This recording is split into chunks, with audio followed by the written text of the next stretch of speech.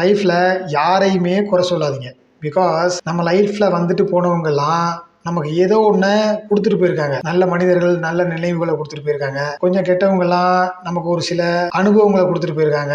இன்னும் மோசமானவங்க நமக்கு ஒரு சில பாடங்களை கற்றுக் கொடுத்துட்டு போயிருக்காங்க. ஸோ நம்ம அந்த பாடத்தையும் அந்த அனுபவத்தையும் கற்றுக்கிறதுல தான் ஃபோக்கஸ் பண்ணணுமே தவிர, அவங்க அப்படி பண்ணிட்டாங்க, இவங்க என்னை ஏமாத்திட்டாங்க அப்படின்னு நம்ம அவங்கள குறை சொல்றதுல கவனம் செலுத்தினோம்னா அந்த அவங்கள்ட்ட கற்றுக்க வேண்டிய விஷயங்களை கற்றுக்காம விட்டுருவோம். ஃபார் எக்ஸாம்பிள், ஒருத்தவங்க நம்மளை சீட் பண்ணிட்டாங்க அப்படின்னா அந்த மாதிரி ஒரு பர்சனை நம்ம அதுக்கப்புறம் இனிமேல் வாழ்க்கையில் சூஸ் பண்ணாமல் இருக்கிறது எப்படின்னு நம்ம கற்றுக்கணும். அந்த இடத்துல அதை விட்டுட்டு நம்மளை சீட் பண்ணிட்டாங்க அப்படின்னு அவங்கள நம்ம குறை சொல்லிட்டே இருந்தோம்னா லைஃப்பில் நீங்கள் எப்படி அடுத்து நீங்கள் லைஃப்பில் மீட் பண்ண போகிற பீப்புளை எப்படி கரெக்டான பீப்புளாக நீங்கள் சூஸ் பண்ணுவீங்க, உங்களுக்கு தேவையானவங்களை எப்படி சூஸ் பண்ணுவீங்க? ஸோ அதைத்தான் நம்ம கற்றுக்கணுமே தவிர அவங்கள குறை சொல்கிறதுல நம்ம கவனம் செலுத்தக்கூடாது. ஸோ யாரையும் குறை சொல்ல வேணாம். எல்லாரும் நமக்கு ஏதோ ஒன்று கொடுத்துட்டு போயிருக்காங்க. அதை நம்ம எடுத்து அடுத்தடுத்து நம்ம லைஃப்பில் முன்னேறி போகும்போது அடுத்தடுத்த கட்டத்துக்கு போகும்போது அதை எப்படி இம்ப்ளிமெண்ட் பண்ணி அடுத்தவங்கள்ட்ட அடி வாங்காமல் இருக்கிறன்னு கற்றுப்போம்.